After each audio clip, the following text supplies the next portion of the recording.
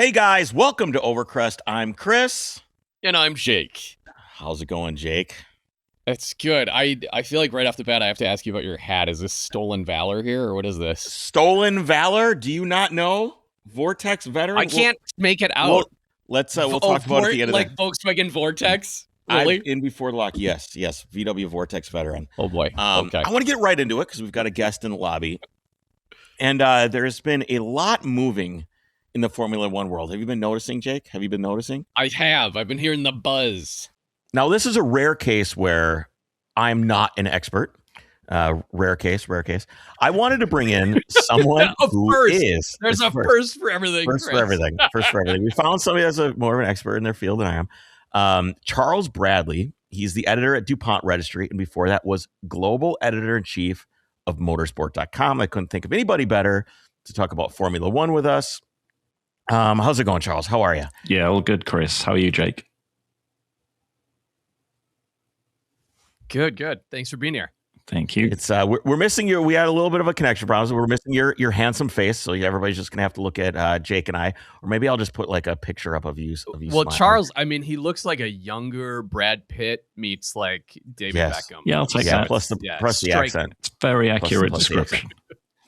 So one of the things that I think is really funny in this F1 saga so far is I love this. We had Haas come in 2016, which kind of felt like an American team, but not really because they just make CNC machines. They're amazing. Okay, lots of companies use Haas, but it didn't feel like it wasn't a manufacturer. Not a manufacturer. So there's a spat that's starting to happen in the Formula One world between the American manufacturers. And Charles, I'm going to read through a couple of quotes here. Uh-huh.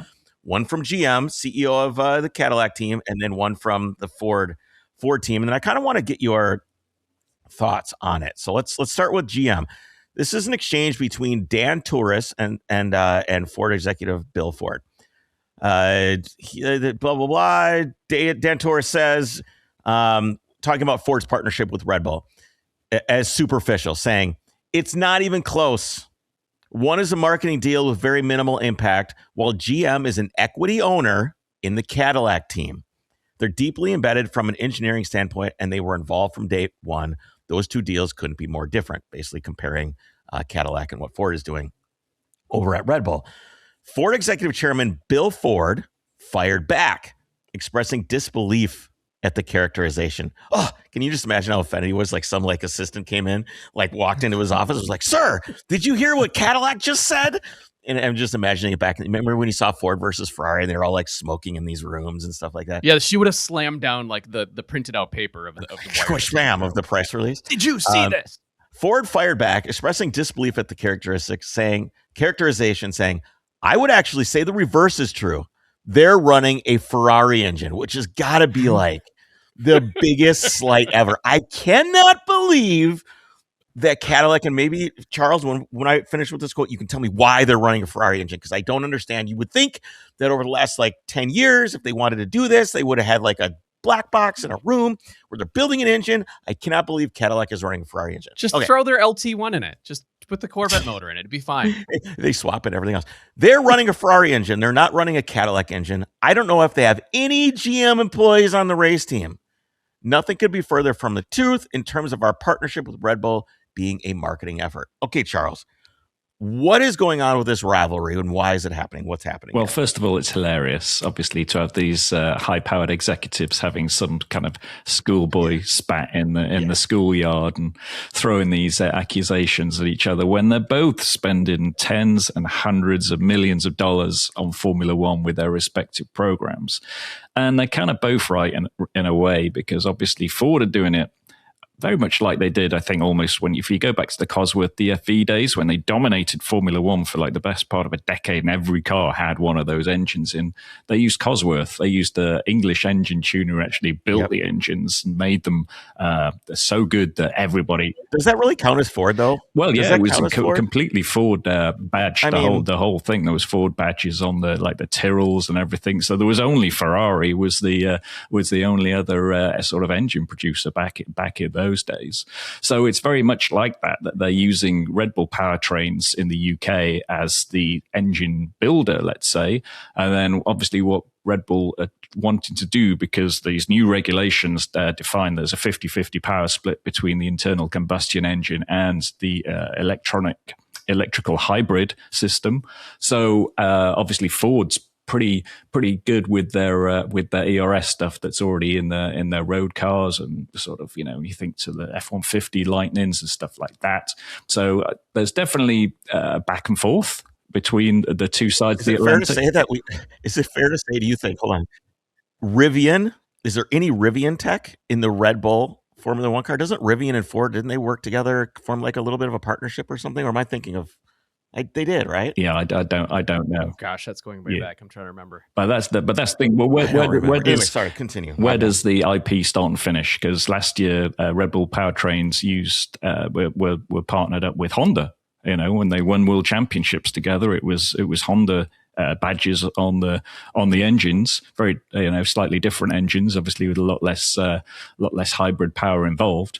But that's the thing. It's a partnership. It is, as Tauris says, it is more of a marketing deal than the Cadillac option, which is to start a team from scratch, do everything yourself. But because of the way the engine cycles are at the moment, they missed the option to come in for 2026 to build their own power plant, which is why they're using a customer Ferrari, which is just like Haas are doing exactly the same, and there's other teams as well that use the Ferrari engine. But what they've done, I would say they've spent a phenomenal more amount of money than Ford has, because they have started this team from scratch that built huge facilities up in Fishers, Indiana, obviously in the UK as well, because they realized you can't do this unless you're spanned across the Atlantic. And yeah, that's you're talking hundreds of very, very expert staff building these incredible cars, where all the pieces and parts are built from scratch, apart from the engines, and in some cases the gearboxes. So it's kind of 1-1. I think they've both taken a stance on it, and they're both correct. But it's just it's fun to sit back and just give me the popcorn. I want to see this rumble on, just like we've seen with Camaros versus Mustangs. During our truck's better than yours. All that. I was gonna say, like Trans Am period, right? You know, so where are you saying then? So Cadillac is running the Ferrari engine.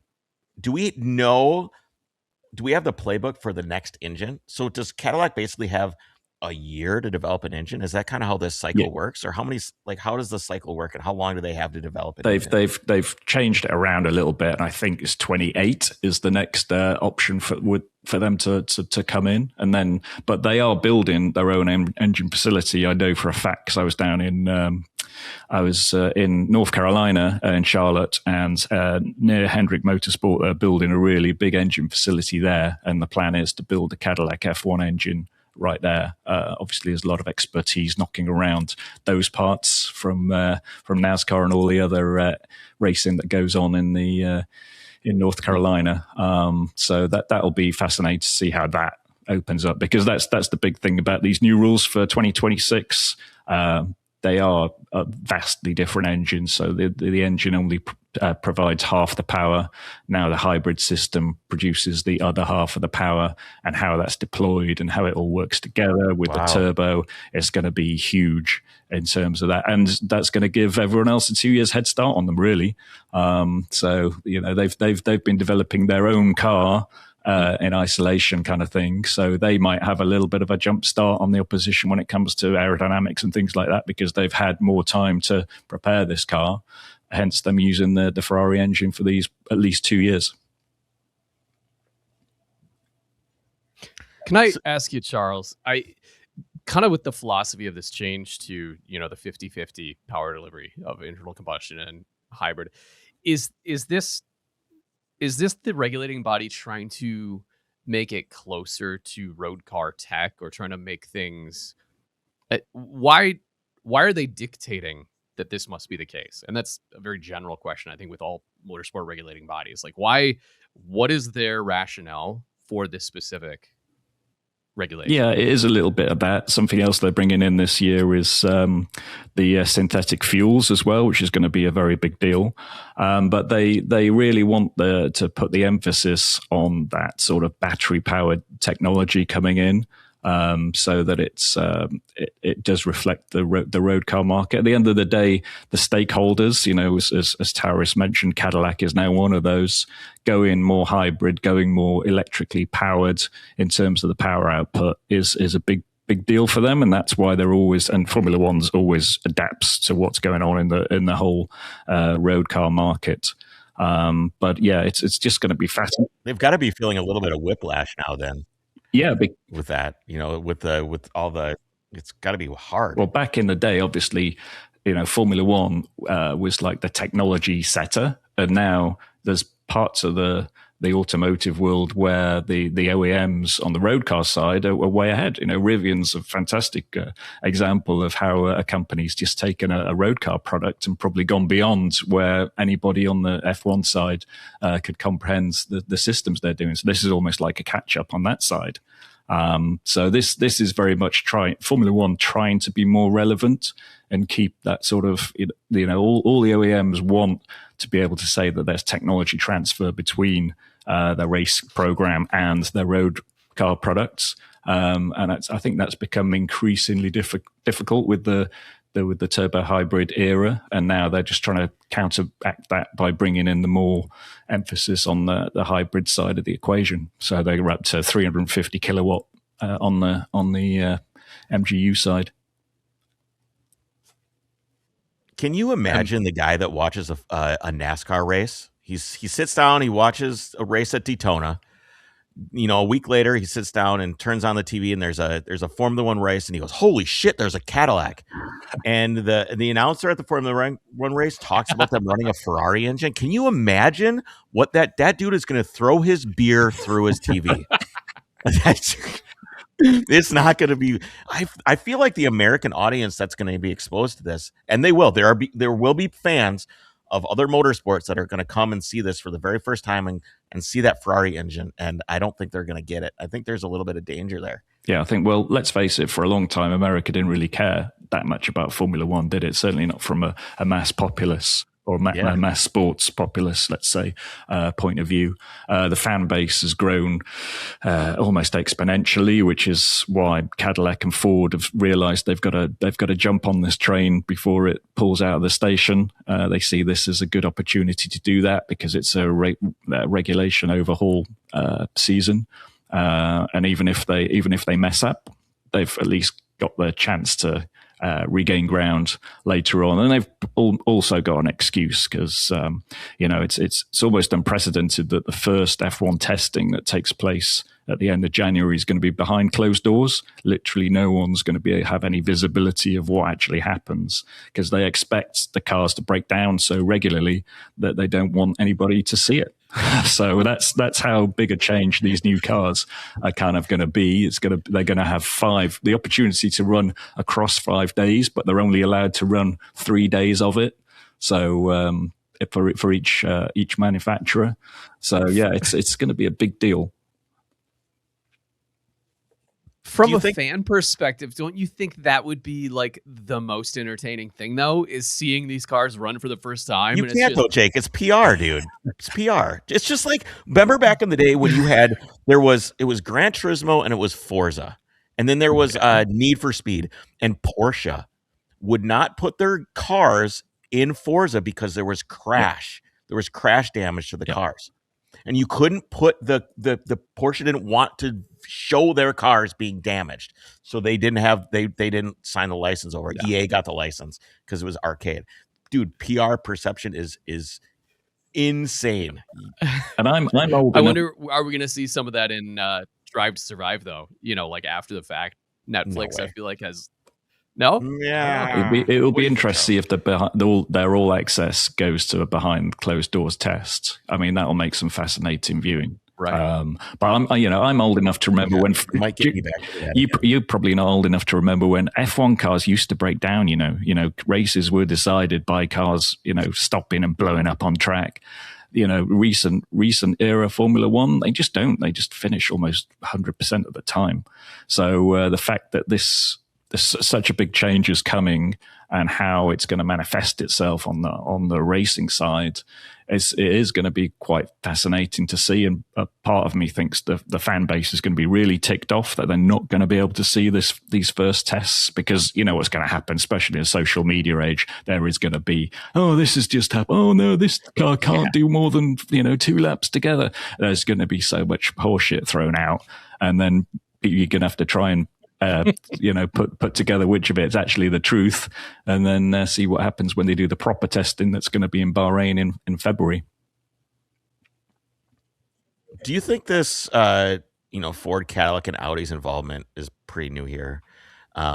Is this a turning point for Formula One in America? Do you think this marks it where it finally becomes a real something outside of Netflix? People really start to take notice. Yeah, I think it's a huge step. It's basically part of a glide path, if you like, of you've had this sort of you've seen this uptick of interest when Formula One opened up its social media. Then Drive to Survive came along just as everyone got sick and got locked down and were forced to watch it almost. And then they got attached to personalities that were involved, and they liked the behind the scenes stuff of people griping and and the whole Ford Cadillac hating each other will be another element to that. And then that's manifested itself, hasn't it, into these giant OEMs, the biggest manufacturers in America, jumping in with both feet. We've obviously seen Ford do that before, and the irony is not lost on me that Ford sold the team it's now collaborating with for $1, because remember it used to be Jaguar Racing. And like in the early 2000s, they sold the team to Red Bull for $1 because they sucked so badly.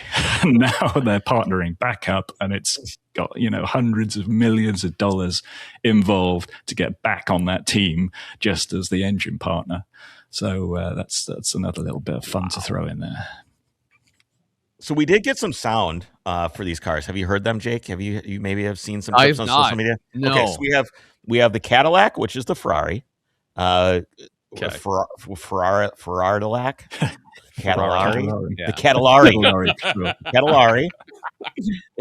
And then we have the Audi F1. Mrs. Producer, play the Cadillac clip for us, please.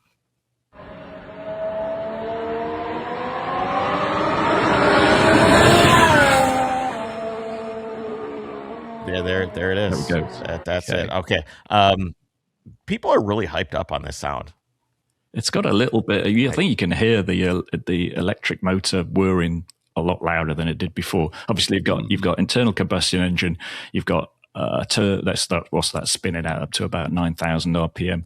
You've got turbos in there that's going to spin to over probably 100,000 RPM, and then you've got this 350 kilowatt electric motor spinning around as well, straight into the gearbox, providing half the power. So hence that noise has become a little more futuristic, let's say, over the previous just engine noise. Jake, do you remember talking to the Cayman GT4 guy from Porsche where they had that electric Cayman? Did you listen to that episode? I think he was saying like some of that whirring sound is like the straight cut gears that they have coming off motors. Like some of that whirring is absolutely. Like a motor itself, electric motor is not makes no noise other than the bearings. There's not really much to it that makes. All right, noise. Mrs. Producer, play the Audi clip.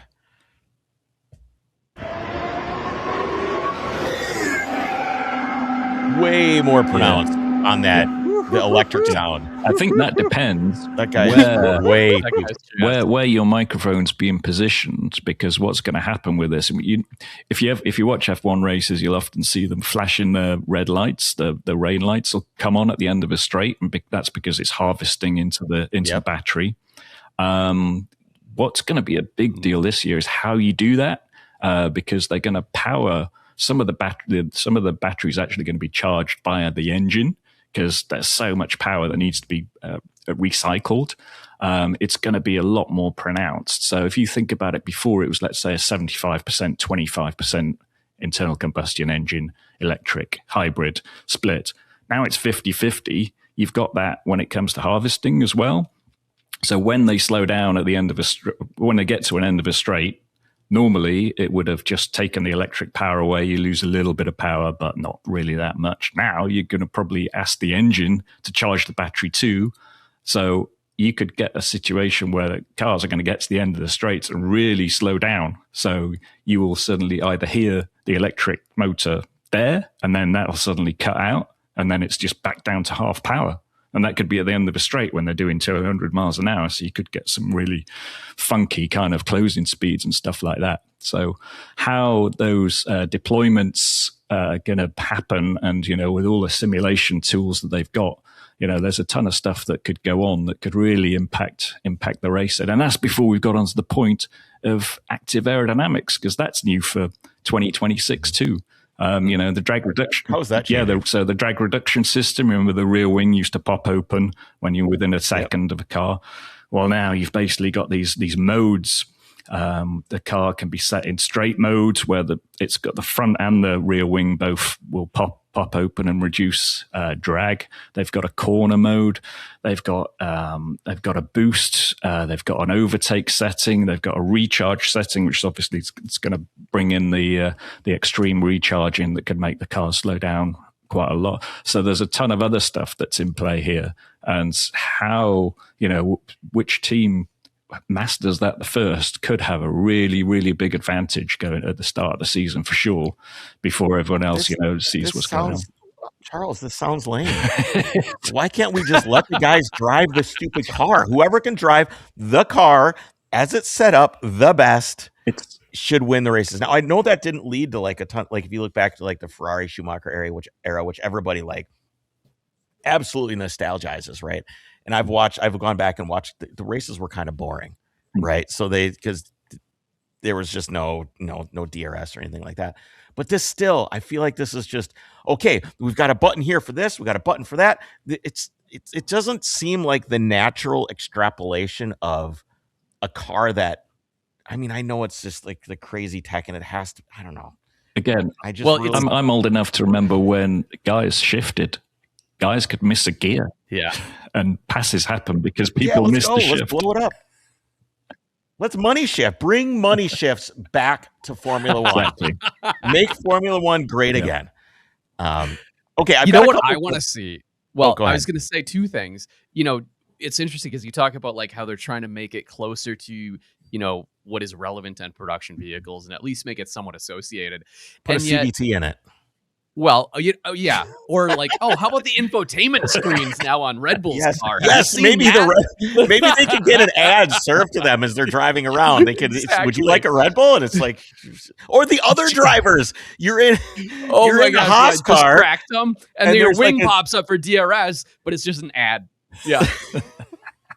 Joking aside, it is interesting how like all of these different like the dynamic aero situations. That couldn't be further from a road car and kind of the technology. I don't know. Look at the P1 or some of the other cars with their active aero. Cars have active aero. Yeah, if you're in seven-figure territory, yeah. Yeah. I don't know. Alex Nelson's M Coupe? He put active aero on his. Yeah, on his I mean, M-Coupe. Technically, most modern cars have active aero because like the grill slats that like open and close for aerodynamics. Well, that was invented in the early 19th or early 20th century to cool your radiator. Right, but I'm saying like, yeah, my new truck has like the little grill will open and shut, and the Macan has that. Anyways. That's a stretch for having like a DRS mode in your daily driver. I just want more driving. I would love if they would just shift. Just make them shift. Just make them shift the car. Give them a clutch pedal. Yeah, ban the pedals. But that's not that doesn't translate to today's cars. How many cars today are sold with a manual trans? I drive a shift. What is it? 1.5%, 3%? I drive a stick. Yeah, I do. Well, I do too. But I do too. Okay, so I want to play a few clips. We were kind of, we kind of go, oh, that sounds kind of neat, right? The sound of those two vehicles sounds neat. But I want to remind you that you will never have the best meal you have ever eaten ever again. I don't want you to forget what they took from us. Mrs. Producer, play the next clip.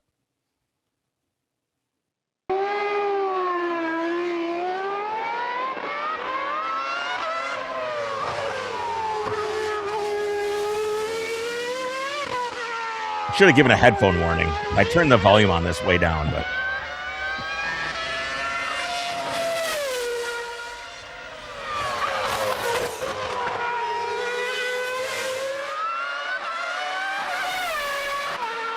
Oh.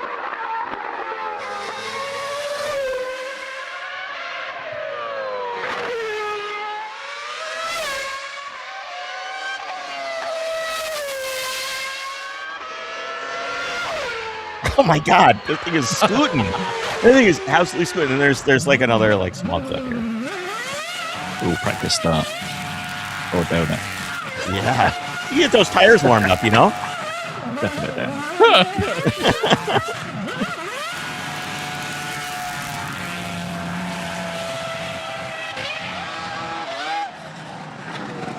Jeez.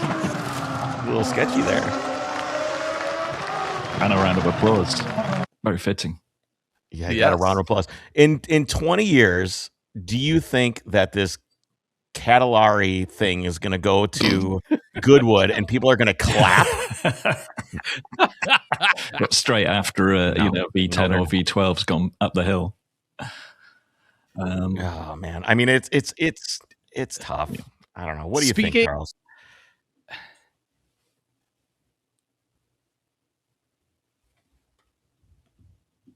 Charles, did we lose you? No, I'm still here. Sorry.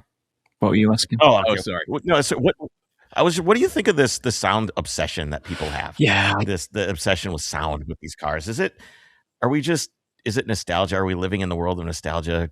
I mean, it does sound pretty good. It gives me goosebumps. The other ones didn't. It is absolutely nostalgia. But if you think about the triggers for when you first heard those kind of engine noises, I remember going to my local track, which was Alton Park in northeast England. And they had a series that had Can-Am cars from the early 80s. So you'd have big stock block Chevy V8 noises, and there was like a brick just before you got to the entrance. There was like a brick wall, and the track is literally on the other side of the brick wall, and you could hear them go past. And it was like, I know I'm coming to something big when I can hear something making that good a noise. And then I recall going to F1 testing at Silverstone. You would hear a high revving V10 from at least 2 miles away. Just put your window down as you're driving towards the track, and you could hear the gear shifts, from probably 2 miles away. That's how noisy those cars were. And I've definitely lost a good degree of my hearing ability, thanks to certainly one day I was in the garage. It was Stewart Grand Prix. So you're talking very early 2000, maybe end of the 90s. And they just started Jan Magnussen's car in the garage, and it went nuts. The laptop starting it up obviously had a glitch or something, and it just went straight to the rev limiter. And I was in a sort of tin garage, and the noise that made my head didn't stop shaking for about 2 hours afterwards. It was nuts. It just went straight to like 16,000 RPM. And my hearing has never been the same since. I should sue. Wow. I've only heard a V10 one time. And it's not even a real one. It's the Judd V10 that they put in these things when they want to go run them somewhere. They want to go take them vintage racing or something. They'll run a Judd V10 in that. And even that thing is, I remember standing at the straight at Road America, right up on the wall. You got your little press pass, and you're all like, "Hey, this is great." I had my phone in my hand, and I'm filming this thing as it goes by, and I literally dropped my phone and went like this. So and it covered my ears because it was so obscenely loud, and you feel it. It's just like this. It's in your neck. It's in your chest. You just kind of feel it go by as this kind of grabs you like this. Oh man, it's really something. And I feel like you could probably survive standing next to next to the track when these other things go by. Yeah, no, it was cool. Again, I'm old enough to remember my first Formula One race in the flesh, 1993 European Grand Prix at Donington Park. You might remember Senna's first lap there. But that was an era when you had V8s, you had V10s, and you had V12s. The Ferraris were V12s. And that sounded absolutely awesome. So you could turn and look away from the track, and you could tell which sort of V of engine was going past. And that was cool. What period is better, Charles? Modern or that? I didn't live that. what, like, if can you even be objective in this analysis? Probably not at all. I think just having lived through that, when the perception was it's better, everything was better back then. I had more hair then. I was a bit younger. I could probably run a bit faster than I can now. So everything was great back then, wasn't it? The races were probably won by, a lap or something like that. The gap on the grid was probably a second between every single car on the grid or something like that. But, it was a lot more analog, a lot more, manual, people were shifting and stuff like that. And it was, even though probably back in that day, there was still quite a bit of aerodynamics and active suspension going on back then. Even then, it didn't seem to detract too much from the sport, even though I'm sure at the time, if you read the motorsport press, they're probably saying exactly the sort of negative connotations they are today about active aero and stuff like that that's going on. So yeah, having lived through it all, it was great to have all the different noises, all the high revving stuff, but it was really hard to sit down, watch the race, and have a conversation with your buddy next to you, which is definitely doable now with the V6 turbo era, because they're just not as loud. And there's all the sort of sound emissions and all the sustainability messaging that goes along with every single sport these days. Just times change, don't they? Times change, so you can't always look in the rearview mirror, or then you're lost forever, aren't you? That's true. It reminds me of whatever generation thinks the previous generation's music is terrible. Of course. Yeah. Nobody makes good music today, right? But if you want to, it's all what trash. You can do is go and see your favorite bands from whenever it was. I'm going to go and see Interpol in a couple of weeks' time, and it was that now 20 odd years ago, 25 years ago since they started on the scene. You can always go and watch historic racing, go to the Rolex Monterey reunion, and you'll see and hear plenty of awesome cars, playing the same soundtrack. It might be driven not quite as enthusiastically as it was back in the day, but there's still a lot to enjoy there. It's kind of like a girlfriend experience versus having a real girlfriend, though.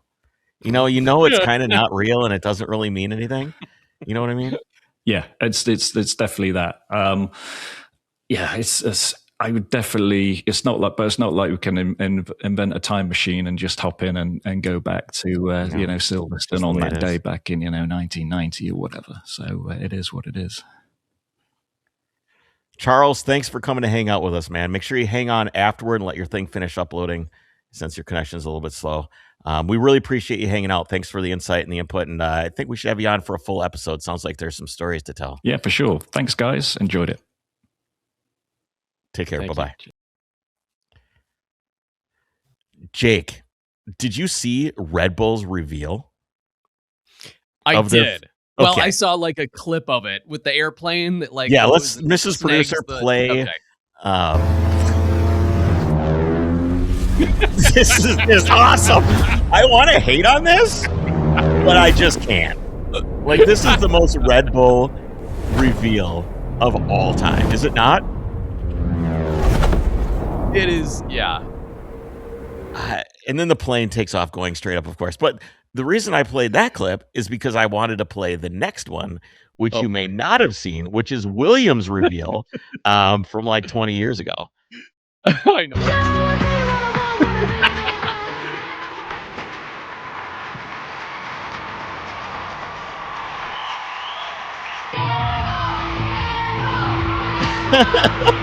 This is awesome! Can we bring this back? All right, you can do that in rehearsal. He's got lipstick all over his face. Emma wants to ask you a question, David. Go on, Emma. I'd like to know why there's no female drivers. Come on, Tell me! Why is there no female drivers? Oh my gosh, there was a what a female trap. driver about 8 years ago, but I think that you should be the next one. Yeah, go on. Go on, Emma. Now, girls. Hold on. I want to... Actually, that's a nice question. This is like a ridiculous livery reveal. Goodbye to the guys. And we've got to say goodbye to the car. That's just, okay. The Spice Girls. Okay. The Spice Girls. Which do you prefer? I don't know. I don't know. Yeah, I don't either. I'm not a Spice Girls fan, but like I could see how that was I like it because it pretty adds like another dimension of Formula One thing. I did not know we were not going to be able to see testing though. That is a big deal. I did not know that was not happening. By the way, Jake, I would like to point out that a few years ago, you thought Cadillac had no race cars whatsoever. Do you remember that? Okay, well, it's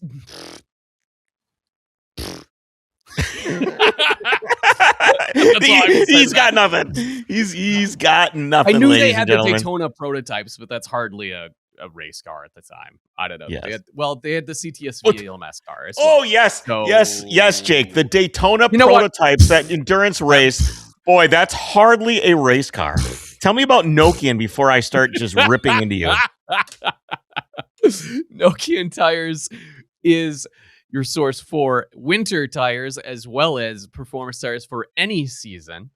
They are literally the inventor of the winter and snow tire with the Hakkapeliitta series.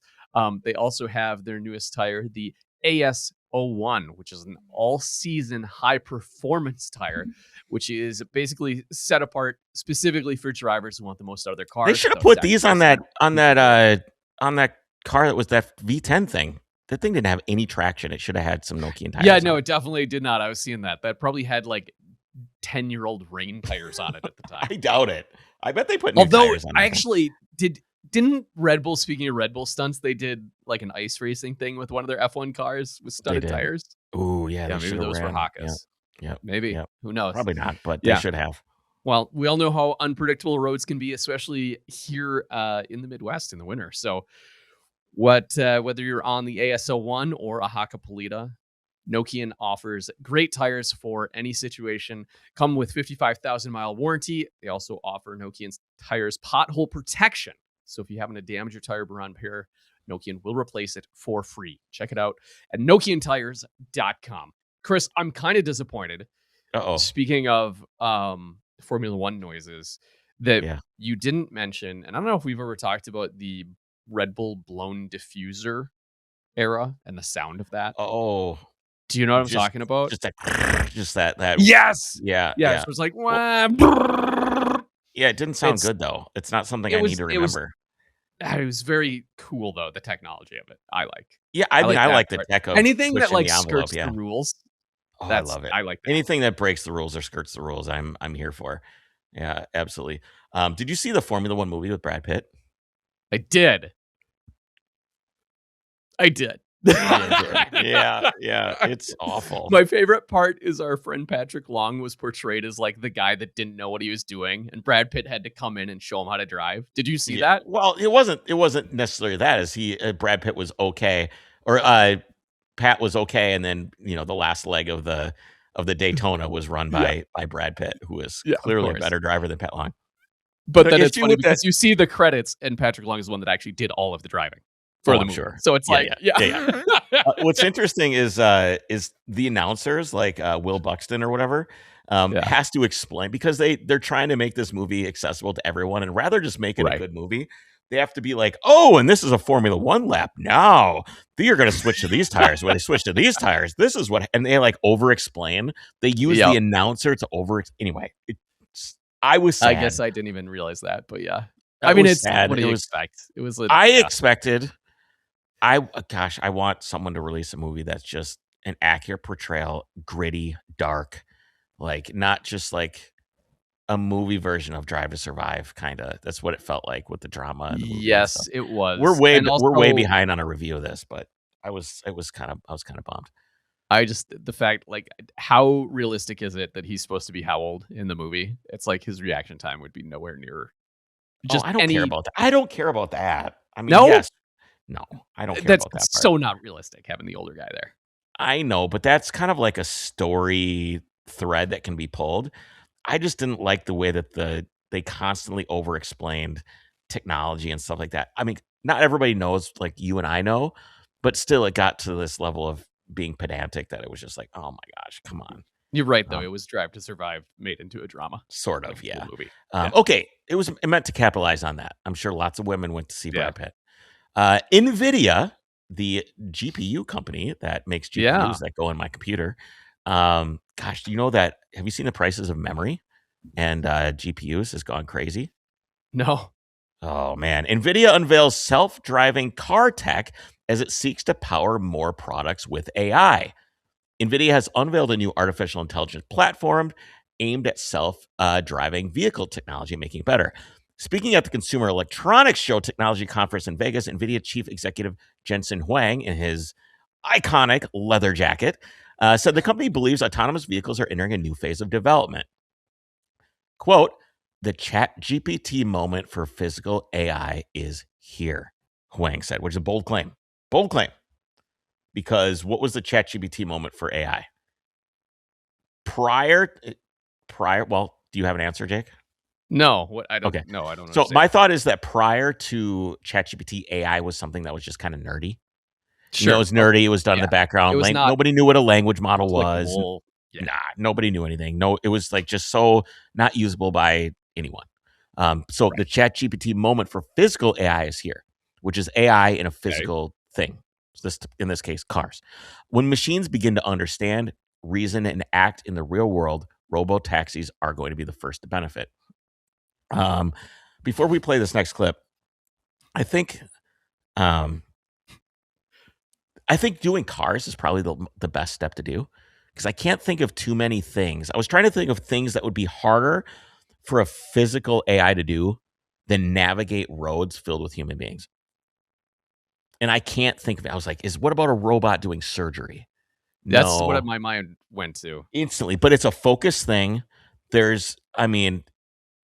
You're doing one thing. You've got a specific task. You're doing the surgery. You're not having a ball roll into the street while you're doing surgery. Nobody's throwing a ping pong ball into the open heart surgery that you have. Right? So it's a very you know what I'm saying? It's like, it's just not that many unpredictable things. Imagining that's like the test case, and but you know what I'm saying, right? Boston Dynamics has like their new robot come out, you always see the guy like come and drop kick it to see like if it works, like something ridiculous. So now they have this surgery robot, like you're doing open heart, and the guy's just like, and also watch this, just ping pong. Ping pong's getting thrown in. The guy's like, shoot, like the Matrix, like knocking the ping pong balls away. No, I'm just. Right, so I think it's cars and autonomous driving with humans all over the place, and all the roads are different. People are always acting differently. You've got pedestrians, animals, construction, law enforcement is out and about. Like that one Waymo car that drove right through a shootout, right? So there's all these different things that go on. I think this is the hardest case to start with. And I think if this gets figured out, everything else is easy afterward. I can't even like flying a plane, easy. There's no traffic. Trains, easy. There's no traffic. Semis, easy. It's on the freeway. There's no traffic. Doing this for a car that's driving around is a big deal. Now Jesse's oops, did I let slip? Mrs. Producer is gonna play a clip, and it's it's explaining what this is. And it's the Alpa Mayo. Because I was gonna say it's Alpa Mayo is what it is. And Alpa Mayo is some mountain in Peru or something. It's a terrible name because it has mayonnaise in it. But okay, play the clip so Jake can see what this is and he can. The next frontier of autonomous driving is enabled by the power to reason. This means developing models that can think through extremely rare or never-before-seen situations and act accordingly. NVIDIA Alpa Mayo is helping make this happen today with an ecosystem of open components that brings together AI models with reasoning capabilities to make decisions, closed-loop simulation tools to test those decisions, and massive real-world driving datasets to learn from. Alpa Mayo 1, the first release in this family. Can you skip ahead a little bit? This is Yeah, here we go. Future Alpa Mayo releases will include a variety of model sizes that can be used offline for scene labeling and evaluation, or distilled for use in There's a very certain. I should have played this clip so I could pause where I wanted to pause. Also includes that explicit reasoning traces ensure logical consistency and trustworthy explainability. That's a big deal right there. Future Alpa Mayo explainability, remember that. Globally, as well as NVIDIA AlpaSim, an end-to-end closed-loop simulation framework. The fully open Alpa Mayo ecosystem gives developers the tools and scale to build reasoning-driven models, a key ingredient for enabling Level 4 autonomous driving. Okay, Dude, that is the most dystopian thing ever. Like that music. Like if you watched a dystopian movie and someone was going to show you what's coming, that music would play. You're right. 100%. Look how great everything is. Look how great it is. So what this is it's explainability. It's open right now. Like let me read this, and then we'll get into the difference between this and what Tesla does. Would you prefer that? That's exactly what I was going to ask. How is this different? We have self-driving cars. How is this different? Yes. Okay. Well, explainability was the big one that you heard. Okay. So this thing has the ability to reason. So for example, you're driving down a street and you see a ball roll into the road. What do you and I think immediately? There's a kid going to run after it, potentially. What does a computer think immediately right now? There's a ball. I could probably make it over that. There's a ball in the road. It doesn't reason nothing that. else. Yeah, it just knows ball. You're right. It just doesn't know. It doesn't know that if you go down a narrow street filled with cars that you need to be careful of people opening their door, of people walking out in the street, all these different things that a human being is able to reason with. Like I was thinking the other day. Yeah. Yep. And it all happens live. Yes, it all happens live in our minds, and none of it is precise for us, right? It's all this kind of this gray happening, not happening. The way that I can explain this and what made me think about this was Jesse and I went to Best Buy, and we both got out of the car, and she went one way around the back side of the car, and I went the other way around the front side of the car. So in her mind, she made a zillion calculations that she got out on the other side of the car. She can go around the back side of the vehicle, and she has X distance to cover, and this is the shortest way to the door. So that's the way that a computer would approach this, is it would analyze the vector of what is the shortest distance to the door. I got out on the other side of the car. My vector was different. Right? So I decided to go this way. But also, what a human being will do is they'll look at the snow. They'll look at the ice. How do I walk around that? Am I going to slip on that? Is that slippery? Is there someone leaving? Do I need to stop and let someone come through the door as we're walking out? Also, I realized that I made the mistake of reasoning that I should have went with my wife to begin with and not taken the actual shortest route. I should have just went with her. So there's all these different things that human beings, that's funny, but it's that's all the reasoning things that human beings do. And right now, I don't know. We don't know what Tesla's does because it's black box. We don't know what NVIDIA is doing. Yeah. NVIDIA is not a car company. Right. Okay. So they are putting together a platform for which companies like Volvo, Ford, Chevy, whatever, can put this platform in their Cadillac. Cadillac? The Cadillac. This is a big deal because this opens up potential level 4 autonomous driving to any manufacturer. They don't have to develop, because the stack to invest in the AI stack to do this, like Tesla has a neural network. They own it, right? Yes. So they own the neural network. They've designed it. Ford doesn't have that. Honda doesn't have that. Well, Honda might. They have a lot of robots and stuff. But a lot of manufacturers can't afford it. It's huge. It's brutally expensive, and it's hugely time consuming. So NVIDIA comes in and goes, "Hey, we're going to do this." And I truly think that there's going to be a lot that comes out of this. Robots, trains, cars, buses, all these different things. There's no reason a city bus should have a driver. None. It's on a predetermined route. It should just be going bus stop to bus stop. But also, it needs to know, hey, this guy didn't pay his fare. Don't stop. Open the door. Get out of the bus. All these different things that probably need to happen. Or there's a shooting up ahead. Don't go through it. Don't drive through the shooting. Yes. So it's blah, blah, blah. I saw another video of like these Chinese autonomous delivery vans. Have you seen this one? Yeah, where they're just like, where it drove through a wet cement, like they just poured the new road and it had like blockades and it just went through, and the guys are all like, stop, and it's just, and then it gets just stuck. No Alpha Mayo. Cement. No Mayo AI. No Mayo. Huang described the system as a foundation for wider adoption of autonomous vehicles.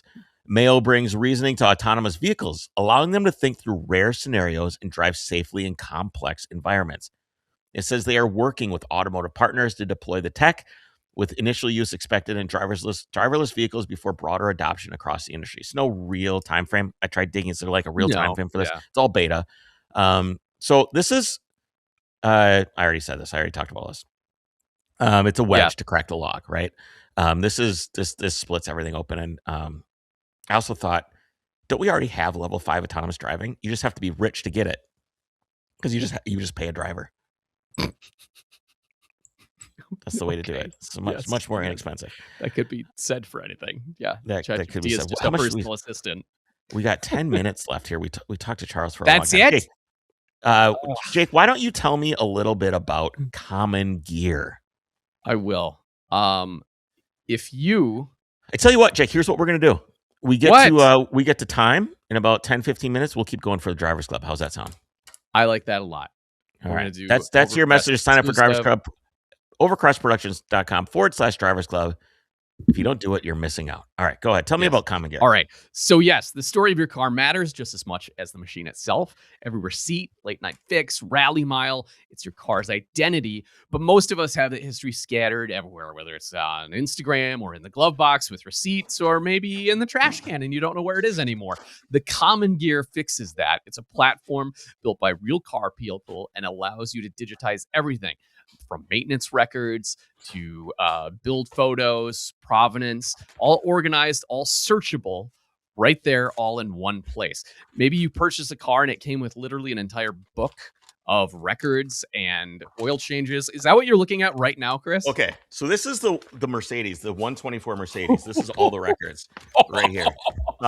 This dude was insane. Wow. And then it says composition book, 1990 Mercedes, 103 engine, 124 body, maintenance records. And you can just go through here, and it's page after page after page. And it's like new alternator, new front tires, new thermostat, new mirror, new AC compressor, new water pump, new spark plugs, new wiring harness, new auxiliary water pump, new battery, new oil level sensor. Dude, this guy was this. I should never sell this car. I should never sell this car. And if I did, if I were to sell this car, what would I do, Jake? Think how much more. Well, it's how much more is that worth now, because you have all that data and documentation and provenance. However, it would probably take you, Chris, a long time to like scan all those different records. And I know you don't have a lot of time. So the Common Gear will also, they have a white glove service. You could literally just send all that in, or they'll come out remote on site and they will digitize everything for you. It adds credibility. It adds value. Go to thecommongear.com, make your free account, and start building your car's digital legacy today. And like we said, it adds value because this is all real data tied now to your vehicle, as opposed to maybe a Cadillac that's for sale online on an auction site. This guy took this thing to Rick's Lube. That was his. We'll talk about the Cadillac. I want to talk about the super fast Corvette first. Oh, this is. I mean, this is crazy, man. I've never. Now you're just going. Have you not? Have you gone through this yet? Okay. Yeah, the guy was a pain in the ass. Like, it'd be like air conditioning still not as cold as it used to be. Replace air conditioning compressor again. I should never sell this car. It's been like, the thing is with all these old CIS anything is they are a pain in the ass if you're like a guy who works on cars now and somebody brings you in something with CIS, you delete what doesn't work and you just you just make it work and you try to get it going. This has never been done on this car. It is wholly complete. All the CIS works. All the HVAC works. All the door locks work. Every single thing works on this car. And I have proof right here. I should send this stuff into Common Gear and get this all taken care of. And that is I'm going to do that. Example. You can help me do that, Jake. Very good. Okay. So there's a point to this article, and I want to get into this fun ratio that I have figured out for measuring the value of a car. And we'll get there at the end. So according to testing conducted by GM, the electrified ZR1X runs 0 to 60 time in 1.68 seconds. Yes. 1.68 seconds, and clears the quarter mile in 8.675 seconds at just under 160 miles per hour. Those figures were recorded on a prep drag surface at Motorsports Park. Do you know what Chris, the prep things. surface? First, put your pen down. It's squeaking. I'm sorry. I got my squishy thing here. Prep surface. Except Prep surface. Have you seen the videos of the guys trying to walk on a like true prep surface track? No. Their shoes literally, like, you can't step away. They step out of their shoes. You know what this stuff's called? It's that sticky. No. It's called track bite. Okay. PJ1 track bite is the stuff they put down. And it's legal. They run it in NHRA competition, which makes sense because I was always wondering, I'm like, dang, why are the tires wrinkling like that? How are they getting so much traction? So sticky, this stuff. It's this resin crap that they put all over the track. Which is okay. That's fine. It's still impressive. Like that. I don't know. That new Corvette is amazing. It's crazy. I don't want one. ZR1X pairs a twin turbocharged 5.5 liter LT7 V8 with an electric front drive unit. Okay, this is what I'm going to make a statement on this. Okay, I think this is dope. Why do I think this is cool, Jake? See if you can guess why this is still cool. Well, what I've read about this and the reason everyone's like, this is amazing, is this is hypercar performance. Like, smoke any hypercar out there for, like, Sure. Yeah, it's fast. But it's cool because they pushed the envelope of the combustion engine and then did the EV unit on top of it. They didn't go, okay, well, we're going to make it 50% this, 50% that, try and do this. No, they just pushed everything to the absolute max. And anytime that's happening is rad. So a combined 1,250 horsepower. The V8 alone makes over 1,000 horsepower on pump gas, while the electric motor provides immediate torque fill off the line and traction through the front axle. Chevy says the car was run in completely stock form. Like this, sure, yeah. I mean, I believe them, but also, then why do you sound skeptical? What does that mean? What are you talking about? Because it's like the ultimate version of something. That's like. Yeah, but you can buy this. This is stock. This is not.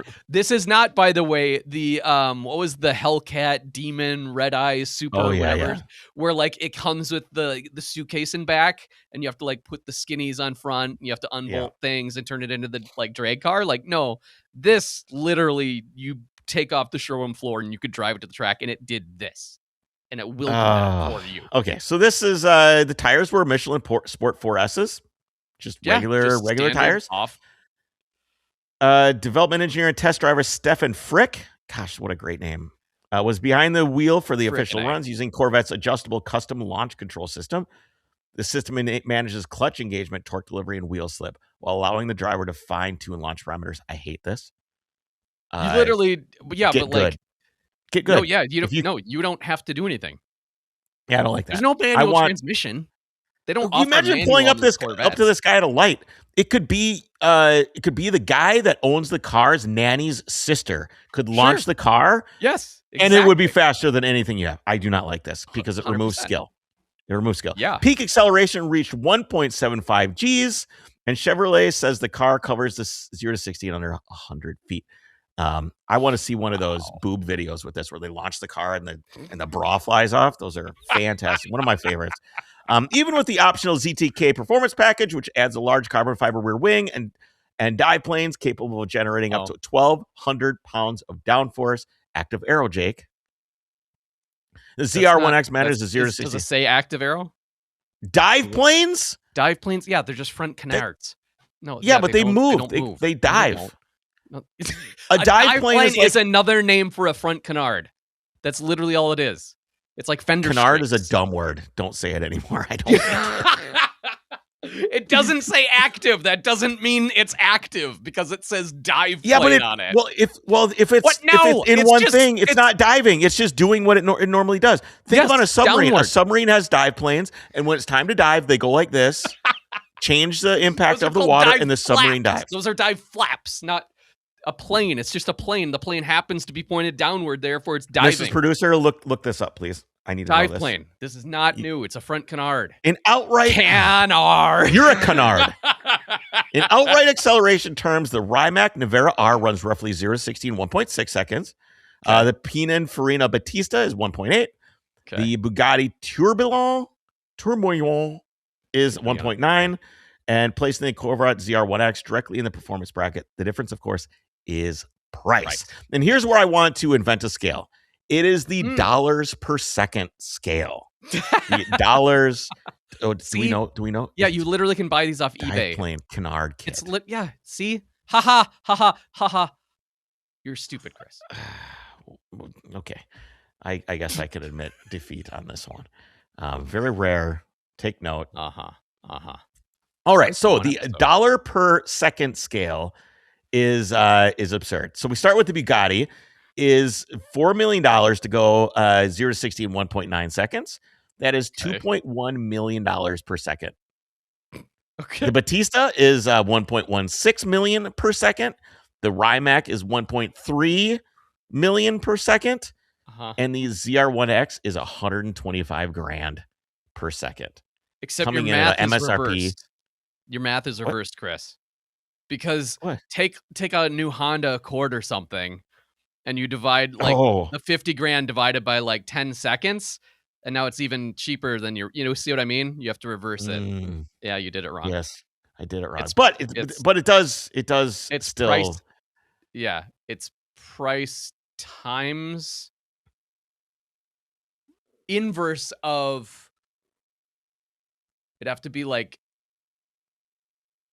time under 10 seconds in the quarter or something. You know what I mean? That's how. Yeah, there's got to be. You'd have to add another. Yeah. This is why you're not anyway, the math guy for over. No, definitely not. The Nope. Guy. We would be broke. And therefore, the coolest car we have, according to Chris's scale, is whatever the cheapest and slowest one is. It's a Prius. Anyway, all right. Do we have Onyx? Do we have another? Do we have an Onyx? Yes, we talk about that. Speaking of navigating and knowing where you're going and how to manage calculating things, if you're looking for the best app for navigating your next adventure, look no further than Onyx Off-Road. They have over 750,000 miles of trails and comprehensive offline maps you can explore without worrying about cell service. The app features trail ratings, detailed information, and a discover tool to help you find trails near you. Onyx Off-Road also includes public and private land boundaries, so you'll always know where you can legally off-road, camp, and explore. If you want to stay connected, it features self-service layer. You can plan your route with service in mind, great for emergencies or staying in touch.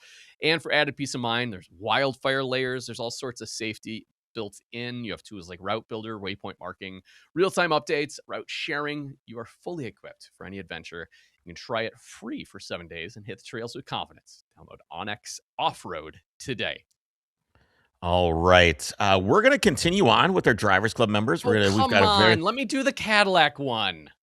We're gonna do the Cadillac one for the Drivers Club, which may be the story of the day. So if you're a freeloading loser that is not a member of the Drivers Club for only $5, you will not hear this. Take it away, Jake. What do we got? Everybody else, goodbye. We'll see you later. Adios. Take care. Okay. So this is absolutely amazing. If I can find it, because I just lost my place completely as I was trying to figure out your math here, reviewing what you were doing. Okay. A listing for a 1999 Cadillac DeVille on Bring a Trailer recently drew widespread attention, not for the car itself, but because several of the gallery photos appeared to be generated or altered by artificial intelligence. This is a bad use of AI in the automotive sphere. The unusual image artifacts included mismatched grille details, incorrect taillights, blah, blah, blah. I don't have to describe it. Just look at the floor mats! What? They're patio pavers, Jake. They're patio pavers. And look, there's no... So it's so rusty that there's holes in the floor? Yeah. It's because so you're just seeing the patio pavers through the floor? It's so bad. How did this get through quality control? So hilarious. I don't know how they let this actually go on the site. Yeah. Is it a real car? Do we know? I mean, I assume the car itself is real, but then the seller put it through whatever to just be like, hey, make this look better, or like remove the grill, that isn't dented or something. It's broken or something. And literally it's just putting, the cobblestone driveway. Bring a Trailer initially responded to concerns raised by commenters, posting that they were working with the seller to obtain additional images of the car. The comments, however, are hilarious if you go to find it, and saying stuff like the best, what are we looking at there? We're zooming in on that. Oh yeah, you can see the license plate is just like garbled text and not real text even on the license plate frame. Yeah, some commenters were saying like the best award goes for cobblestone floor mats, and it's just amazing. Yes, of course, there are concerns about the authenticity of the photos. Soon thereafter, BAT withdrew the listing after determining that more accurate photos could not be provided in a timely way. Following the withdrawal, BAT leadership commented directly on the situation, acknowledging it was a huge error and that multiple steps in the platform's vetting and editing process failed to catch the manipulated photos before the auction went live. They say the incident would prompt an internal review of procedures and processes for oversight in the future. Yeah, one user jokingly wrote that, quote, "We all know the 1999 DeVille is 20 feet long on the left side, 14 feet long on the right side." Another one said, "Crashing harder than Richard Hammond." Oh my God. Look at what producer is showing. Looking forward to hearing the boys discuss this on Overcrest. Literally, there it is! one of the comments. Oh, grabs popcorn. Oh man. Okay, Mrs. Producer, can you pull up the photos? I just want to go through them like one just by go one. through all the photos with a fine-tooth comb. It's amazing. Let's see what we can find here. Yeah. It's not obviously like a knock on Bring a Trailer at all or the process. Oh, look at it. He's placed it in some sort of it looks so uncanny valley, dude. Look at it. Like the rear wheel is like slightly too small. The car, it's too wide. Like I know this car, it's too wide. It looks like it was squished. Wow, just bizarre. Keep going. Let's keep scrolling. What's with the paint job on the side? That's like worse than Mako. Well, I think what they did here, if you look, is I don't know that is actually a real background. Like I think he took a picture of the car in a parking lot and was like, make it look like I live in a really like $30 million, weird building that doesn't exist. It's so bizarre. Like the rear plate frame doesn't work. It's very odd. I mean, Bernard Taylor's just gonna have to start looking at this stuff. This is, well, and here's what's scary is like, this is an obviously bad example, but what does this mean for buying cars online in a year? For the normal in a year, you're not going to be able to tell. No, within a year, you'll never know. Yes, obviously a real car, right? You can see the dirty steering wheel, dirty seats, stuff like that. Yep. But then, like some parts of it are like, wait a minute, that looks way too clean, and not that one correct. has parking pavers for floor mats. Ooh, it's got the old Alpine though. I love the Alpine back there. Oh, and it comes with change. Dude, the pennies, they're discontinued. It's obviously worth more money now than it was before. That is the one where I go, oh my goodness. There it is again. Look at the front. You know what he did is he probably had some sort of crap on the floor or something. Like there was like a shoe or like his daughter's basketball or something was on the floor.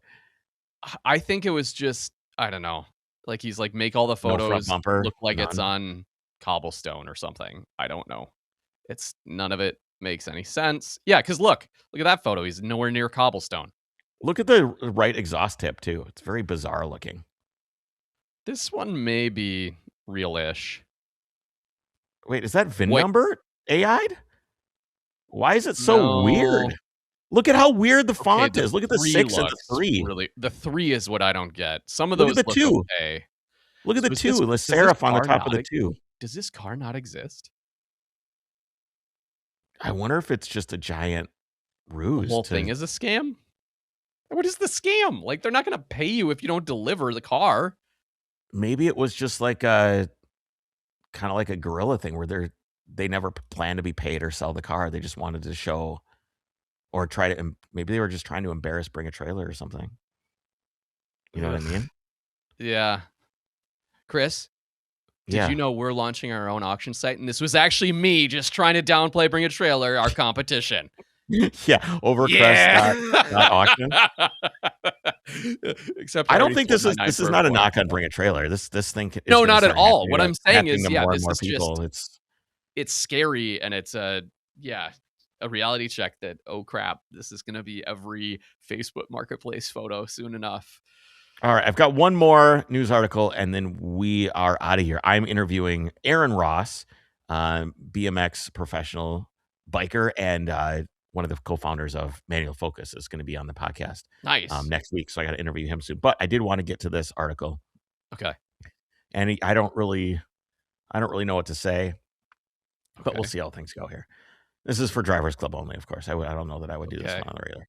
A former senior financial stability analyst at the Bank of England has called on the United Kingdom Central Bank to prepare for the possibility that an official government announcement confirming the existence of extraterrestrial life could trigger an instability in global financial markets.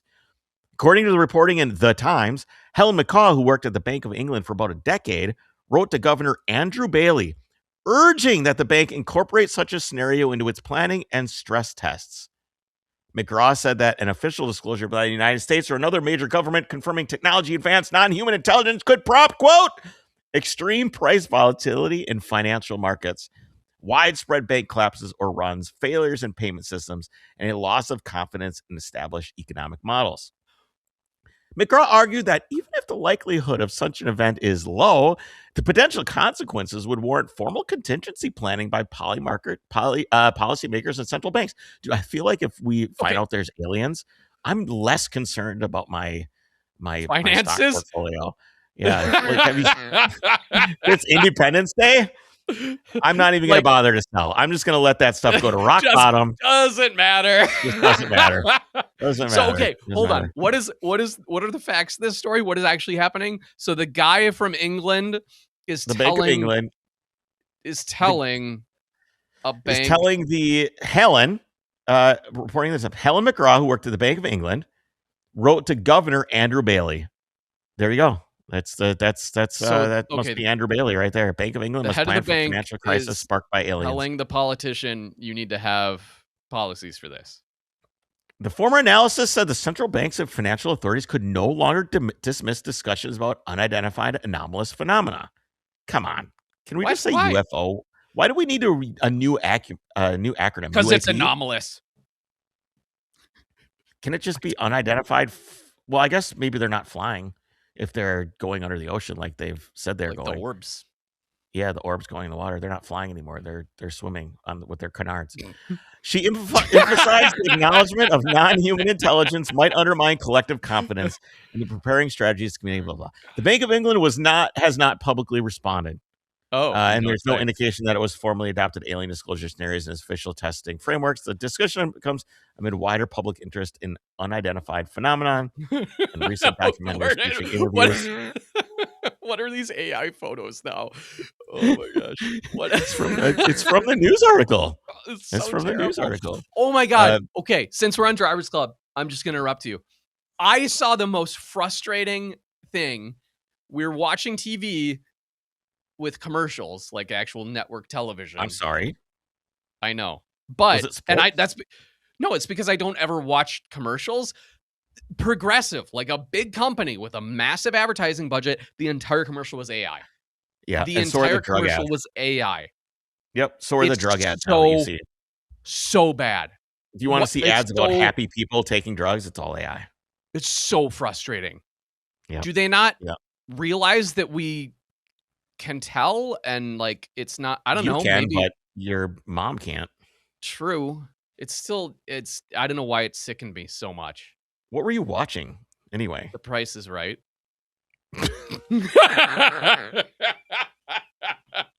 Rhett loves The Price is Right. I'm sorry, Rhett loves The Price is Right.